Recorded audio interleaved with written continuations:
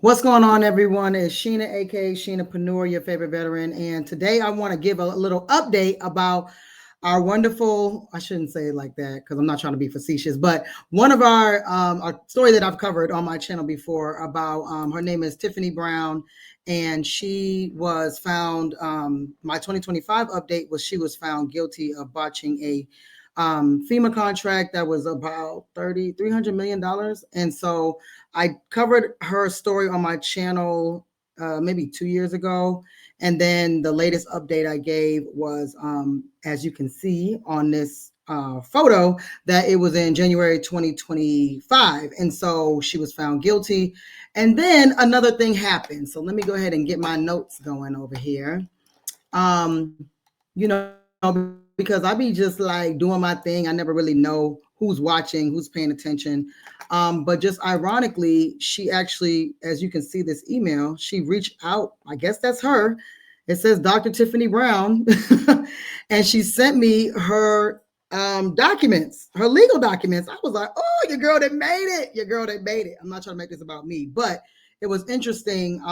Even though I got this back in May, I just had not really had the time to sift through it and figure out how I can present this to you all. But there have been new developments in her case. So I would encourage you, if you don't know anything about what I'm talking about, for you to go and review her case and go to my first video where I'm talking about the botched FEMA contract, and then even the update where I'm reading from the docket, if you will. But I'm going to read my notes. So you're going to see me looking both ways, but I'm going to read my notes, but also read the documents that she shared with me. And I did make sure that they were legit from the specific websites that put, actual case information online. So boom, go ahead and minimize that. And so the first process, I guess, is going to be what was actually filed. And so the United States is the plaintiff against Tiffany Brown. That's huge, which is really, really unfortunate because, this could have been, this is definitely a game changer, $300 million contract. And then just kind of giving some information about, she claims in the last video that I did that she was not being told the truth. She was misrepresented. She did everything she could. She didn't receive any help. That's basically the synopsis of it. But go ahead and review that video so you know exactly, what the issues were. And so her, I'm looking at my notes. So her name is Tiffany Brown, and I did the case 2 years ago, update this year. She was an entrepreneur that was convicted on multiple fraud counts linked to a FEMA contract. And FEMA, from what I remember reading, was like, boop, I ain't in it.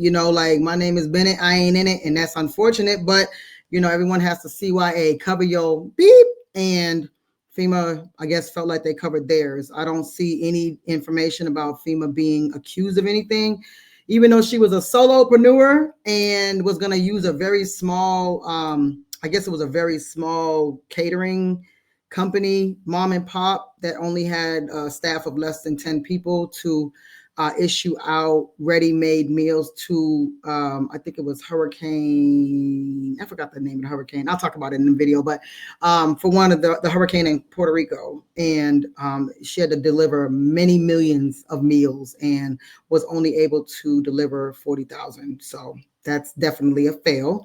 Especially if you were in the military, you had MREs. Some people are like, man, I would have did this. I would have did this. Now, you could say that she may have done those things and wasn't able to, so she was still trying to make it work. So this is in no way to belittle her, or I don't know what she did in order to not successfully complete this contract. So it could have been a lot of things that failed on her side, and failed for the government, failed for anyone that she relied on to get this contract done. So anywho, so May 2025 is where some major updates on her case came into play. And so the case, of course, is United States versus Tiffany Brown, the U.S. District Court for Northern District of Georgia. And as you can see, the case number here. So the motion to vacate her sentence. So the synopsis of this is her representing herself. So from what I gathered, she's representing herself. She filed this on her own. Okay, cheers to that. Because anybody that's ever had to file in a court docket and didn't have any representation, it can be very confusing and very overwhelming and stressful. So she kind of goes through everything, and I'll read this and then give the synopsis. So let me make sure I know what I'm reading here. Okay, boom. So under this, and I'm not a lawyer, I'm not an attorney, I've never been to any type of, I've been to business law like class, and that's about it. So bear with me as I'm getting through this. If there's something that you're like, Sheena, you said that wrong. Hey, like, I'm just giving the information. You guys are free to look this up on your own, okay? So Tiffany Brown respectfully move this court to vacate, set aside, or correct my sentence because I have received ineffective assistance of counsel in violation of the 6th Amendment of the United States Constitution. So you guys, like, what is the 6th Amendment? Let me look that up real quick. I don't know all this stuff, okay? I'm just a humble government contractor. So the 6th Amendment, just so there's no mistaken, so nobody gets confused.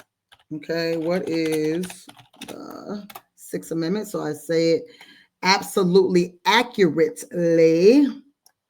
Let's see. Let's put this over here so we can read it together. Okay. The 6th Amendment guarantees rights of criminal defendants, including the right to speedy and public trial by an impartial jury, to be informed of the charges, to confront witnesses and compel favorable witnesses, and have legal counsel. So basically she's saying she never received legal counsel. Why she did not receive legal counsel, I have no idea. All right. So, but that's what she's claiming. The background is on April 22nd, 2025, I was sentenced to 12 years. 12 years? That's so sad. 12 years in prison for being convicted of multiple charges in the United States District Court for the Northern District of Georgia. This is her document now. This is a public document. You can find this on your own. These charges include 11 counts of disaster fraud, 16 counts of wire fraud, 1 count of theft of government money, and 2 counts of money laundering. Number 2, during this sentence hearing, my court-appointed attorney recommended a 10-year sentence to the court. However, I was not informed of this recommendation prior to the sentencing and did not give my consent to it. So basically, she's saying she did have legal counsel, but they must have sucked. And she wasn't informed of what her rights actually were, which I can see being very frustrating. Grounds of relief. So, ground 1, ineffective assistance of counsel. My 6th Amendment rights to effective assistance of counsel was violated when my attorney unilaterally recommended a 10-year sentence without my knowledge and consent. Supporting facts, I was unaware. I was not consulted. Had I been informed, I would have instructed my attorney to pursue a different course of action. I have terminated my previous counsel via email on May 14, 2025. Okay. So she's basically saying that she fired her attorney anyways. So now I guess she don't have anybody. Okay. Under Strickland versus Washington, she's using a case study to establish ineffective assistance of counsel. A petitioner must demonstrate that 1, counsel's performance was deficient, and 2, deficient performance prejudice the defense. Deficient performance was recommending a specific sentence without defendant's knowledge. Okay, yada, yada, yada. We get that. Okay, the prejudice is there's reasonable probability that, but for counsel's unprofessional errors, the result of the proceeding would have been different. Okay, for the reasons stated above, I respectfully request the court to vacate my current sentence, conduct a new sentencing hearing with effective assistance in counsel, and grant any other relief of the court if the court grant any other relief the court deems proper. Okay, so in summary, what is that? She wants to vacate her sentence. She was sentenced. She wants to vacate that, meaning get rid of it, throw it out. It's not void, but she don't want it. Okay, and the summary of that is she said her court-appointed attorney recommended a sentence without her knowledge. She would have chosen something different. And the motion relies on Strickland versus Washington, which is essentially a case study, which requires proving both deficient performance and prejudice. So it's pretty much what I said. So this is a very straightforward document. And I would almost say that because she did it on her own, it doesn't include a lot of jargon that most of us would have seen in maybe some other court filings. Just from me reading some over the years, I'm like, this was actually pretty straight to the point. I didn't even need a summary. She also wants to hold a new sentence with effective counsel with a new attorney. And, you know, hey, whatever y'all deem appropriate based on what I just told you, and using that case study, she filed pro se, meaning on her own, and in Atlanta. Again, well, I don't think I've said that this was Atlanta, but this is Atlanta, Georgia, that all this, move this over here so y'all can't see my business. And yeah, that's basically what she did. So let's go to the second document. Boop, boop, boop. All right, and let's discuss what this document is pretty much saying. All right, so this is a motion to disclose transcript of arraignment and pretrial conference to defense counsel. Okay, so I don't know if I want to read this whole thing, so I'm going to see what this summary says, because motion to this. Okay, so her former attorney Joseph Austin and Allison Dawson, Federal Defender Program, asked the court to unseal the sealed portion of the November 19, 2024 arraignment and pretrial conference transcript so they could prepare her appeal. They stated the government, so I'm trying to see, the government did not oppose the request, and a proposed order from Judge Thomas Thrash Jr. would have allowed defense counsel, but not the public or Dr. Brown to view the sealed material. Okay, so if I was to guess before I read the actual document, it sounds like they allowed the attorneys to open a sealed case, but wouldn't allow her to view it. So, or the public to view it, which is sealed. So I guess you just have to maybe add that in there. So let's read what it says. So defendant Tiffany Brown, by and through the undersigned counsel, and respectfully request that the court permit disclosure. So this is actually the disclosure. Oh, my bad. So this is actually the disclosure document. I'm going to assume the attorneys pulled up. So let me just read it. Respectfully request that the court permit disclosure of the sealed portion of the transcript of November 19, 2024 arraignment and pretrial conference to defense counsel only. In support of this motion, Ms. Brown shows as follows. November 13th, 2024, Ms. Brown was indicted for 11 counts of major disaster fraud, 14 counts of wire fraud against FEMA, 3 counts of wire fraud against the legal funding group. That was a big portion of what I read last time. There was a whole thing with that legal funding group. I got to remember what it was actually said, but and 1 count of theft of government money and 3 counts of money laundering.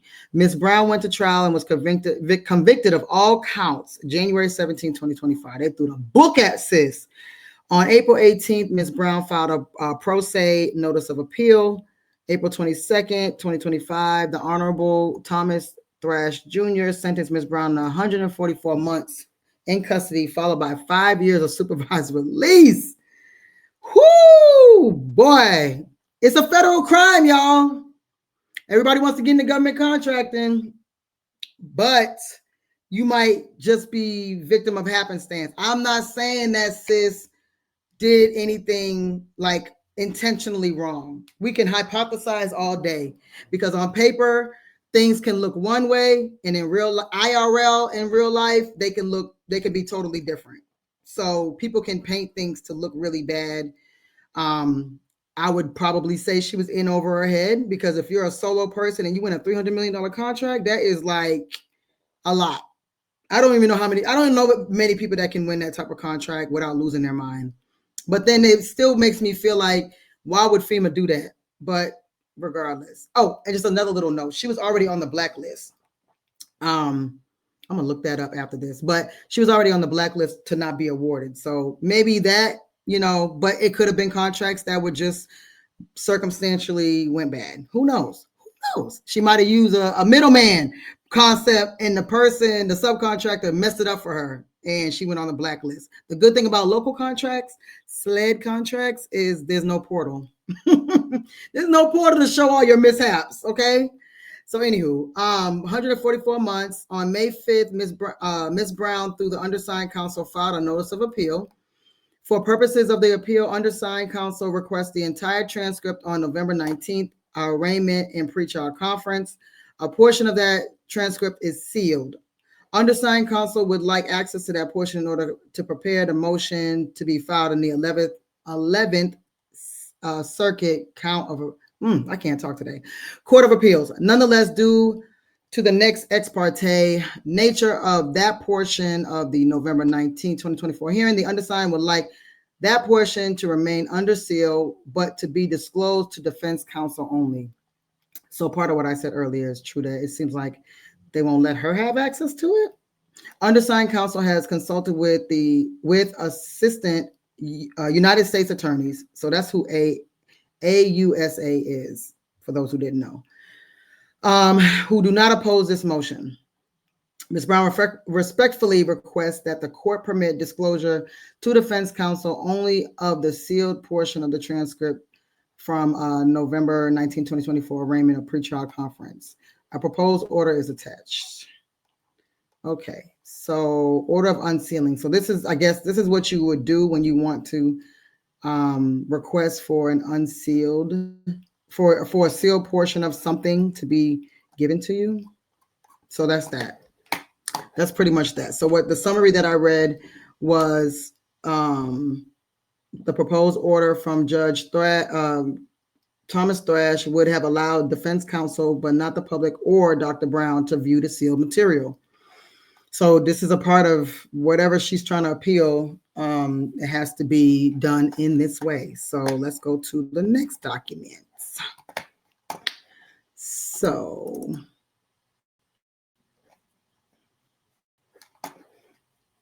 boom, boom, boom. So this is, go to my notes. So this is the opposition to motion to disclose transcript of arraignment and pretrial conference to defense counsel. So this is, let's see, proceeding pro se, meaning she's doing this on her own, and respectfully submits this opposition to the motion to disclose transcript of arraignment and pretrial conference filed by prior defense counsel as follows. So I would say, let me just read it. Defendant has filed a post-conviction motion pursuant of all this stuff, raising serious and substantiated claims of ineffective assistance of counsel and constitutional violations, including that prior counsel submitted a sentencing memorandum without defendant's knowledge or consent and suppressed evidence that would have supported defendant's innocence. She says she's innocent, y'all, not even halfway responsible. The motion to disclose the transcript of November 19, 2024 pretrial arraignment and pretrial conference, including its sealed proportions, was not submitted by the government, but by prior defense counsel, the same individual who is now the subject of the defense claims of misconduct and constitutional violations. So she like, look, not only am I innocent of all this stuff you're accusing me of, I think it was 17 counts, but this attorney is also in cahoots with them to bring me down. So you are now also added to this case. Disclosure of the sealed transcript solely to prior counsel without access granted to the defendant raises significant due process concern and risk compromising the fairness and integrity of the pending proceedings. Prior counsel now stands in an adverse position to defendant. Fair. So basically what that sounds like to me is now you the opposition, you the op. The attorney is the op. So you can't even use what the attorney had used prior. That's what I'm getting out of that. The defendant opposes any selective disclosure of the sealed transcript to former counsel and respectfully requests that the court either deny the motion outright or condition any disclosure on concurrent access to the defendant. So give me access to my stuff. That has to do with me. Moreover, in the interest of transparency, accountability, and public trust in the judicial process, defendant respectfully requests that the court permit public disclosure of the sealed portion of the November 19th transcript that matters discussed therein are central. I'm sorry, y'all, I cannot talk today. Central to the defendant's post-conviction claims and should be subject to public scrutiny, especially where constitutional rights are implicated. Wow, this is deep. Wherefore, the defendant respectfully requests that the Honorable Court deny a motion to disclose transcript of arraignment by prior defense counsel. Alternatively, require that any disclosure to prior counsel be made simultaneously to defendant, and further permit public disclosure of the sealed portion of the transcript dated November 19th to ensure full transparency and fairness in the adjudication of defendant's constitutional claim. So basically, she's like, let that stuff be public and let the public decide. I guess that's why she sent it to me. She wants me to get y'all's opinion about this. So she's looking for anything to help her case, which I can't blame her. All right, so let's see what we got here. Certificate of service. I understand times mentioned was more than 18 years of age. Okay, so that's just formalities. Emergency motion to stay execution of sentencing pending proceedings. So is this similar to what we just read? Yes. So this is basically, I mean, I'm sure, I'm not an attorney, again, didn't play one on TV, but I'm going to heavily assume that this stuff has to be written in a certain way and redundant for the purposes of how court filings are. So to read my little summary, Dr. Brown, now acting pro se, meaning on her own, filed several responses. She filed an opposition to motion to disclose transcript. She argued that her former lawyer, the ones accused of misconduct, should not receive access to a sealed transcript without her also seeing it. Fair.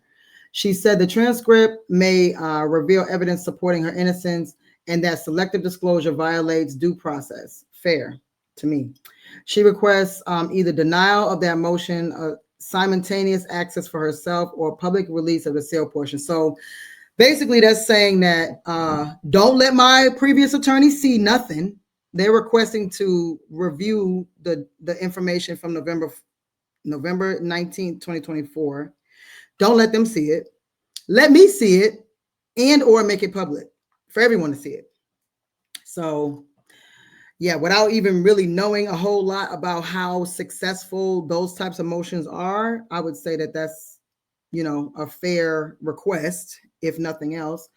Also, emergency motion to stay execution of sentence, where she asked the court to pause her self-surrender scheduled for May 23rd, 2025.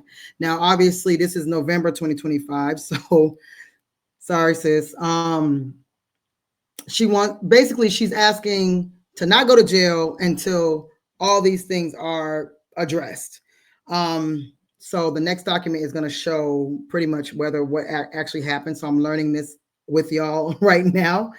So we'll see what happens. She claimed to have a recorded conversation proving counsel promised to show her the sentencing memorandum, but didn't. Again, supporting the ineffective counsel claim, the motion to disclose. So she's saying that her attorney told her something and then did something behind her back, which is beyond crazy. All this information can be found on the public access to court and electronic recordings website, PACER, Justia dockets and filings website, and Court Listener. So that's where all this stuff can also be found. These were sent directly to me with the exception of the next document, and we're about to read this together. Okay.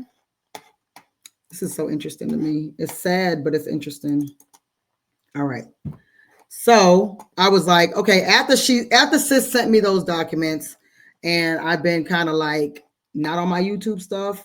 I knew I wanted to cover it. I just didn't know when. So I just was trying to find any new information. Sorry, y'all. Any new information since May. And let's make this a little bigger, please.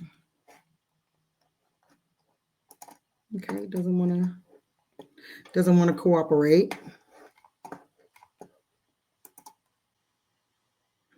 Okay, so this says not for publication, but it was on the internet. So here we are. This was filed September 3rd, 2025. So this should be the latest information. Again, I'm learning this right here with y'all. So United States Courts of Appeals, the 11th Circuit Court. Let's see. We have, of course, the United States of America versus Tiffany Brown. Yo, that's crazy. That's so crazy. Tiffany Brown, a criminal defendant who had been released from custody pending the resolution of her case. Okay, so she was released. Okay, I'm learning this with y'all. Was sentenced to 144 months imprisonment and directed to report to a federal prison. She filed pro se, meaning on her own, motion to delay the start of her prison term. The district court denied that motion on May 20th. Brown filed a notice of appeal from that denial, and the district court then reconsidered and delayed Brown's prison report date to June. Oh, well, a month. Okay. June 20th, 2025. Since then, Brown surrendered as directed, starting her term of imprisonment. Ah, so sad. And she sent me this in May. So she sent this before she went to prison. So, I wonder what's going to happen. Okay. In a jurisdictional question, we asked the parties to address whether the appeal is moot. Where is this coming from? Hold on, I'm sorry, y'all. I'm trying to see where this actually came from. But okay, given the district court's order that Brown report to prison on June 20th, both parties respond that Brown has begun a prison term and that appeal is moot. We agree. Let me see if I can see at the bottom who this is coming from. Okay, well, I'm just going to read it. Okay. So let's see, where was I at? Boop-a-doop-a-doop-a-doop-a-doop. Brown's appeal from the district court May 20th order is moot because we can no longer give her the relief she was seeking now that she has reported to prison and begun her prison term. So this looks like another case study that they used in order to make that determination. And this, from the limited knowledge that I have about legal affairs, is that when it's not clear what to do legally, and maybe it's not like a specific case law, they will use a previous case. So yeah, an issue is moot when it no longer presents a live controversy with respect to which the court can give meaningful relief. Yeah, so that's basically that. Explaining that a controversy can become moot by reason of intervening events. All right, so of course, this is like an official document, so it has a lot of explanations in it. And if you guys watch The Lead Attorney, which is one of my favorite YouTube channels, when he goes through these dockets or he goes through any type of filings, it depends on who wrote it, will determine how it presents. So this is not me reading terribly. This could just be the way that the person wrote it, and it makes it confusing on purpose, or it might be overly simplified. Okay. None of the well-established exceptions to the mootness doctrine apply. I'm sorry, mootness. I'm so immature. Accordingly, this appeal is dismissed for lack of jurisdiction. They use a lot of case studies in this to make their point. Explaining that our jurisdiction is limited to cases and controversies which require inter alia, I don't know what that means, that the issue or issues not be moot.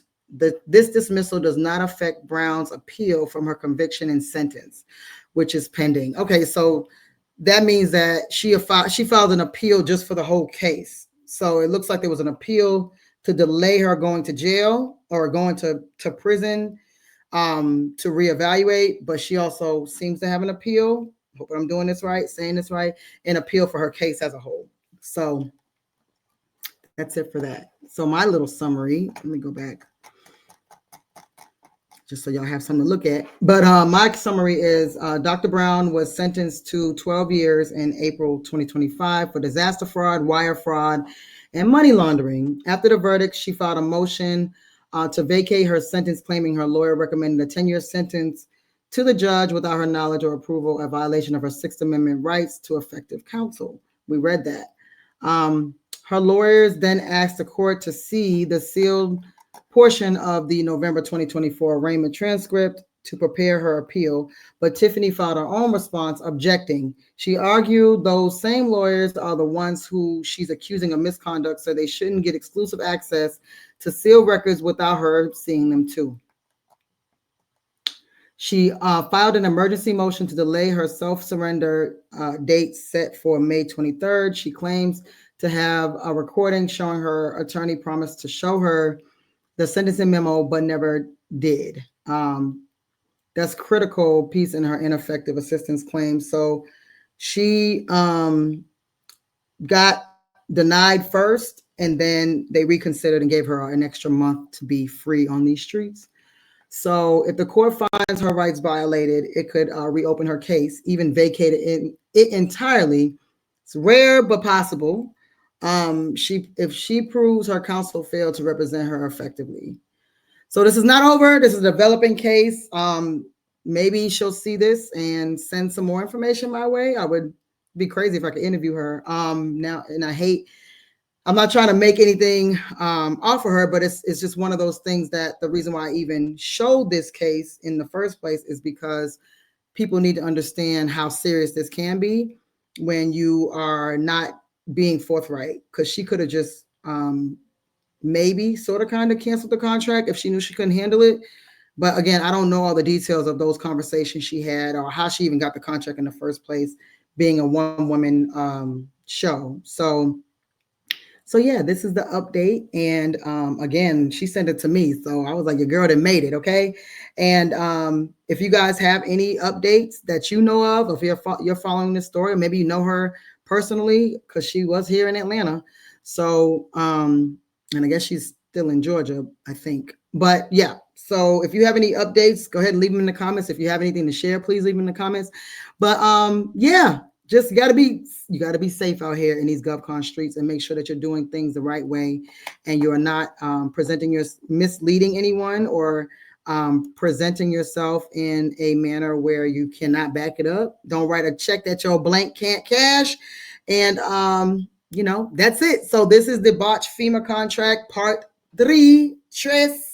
Okay, because this thing is continuing. This is going to be a whole series on its own. So until next time, y'all, it's your favorite veteran.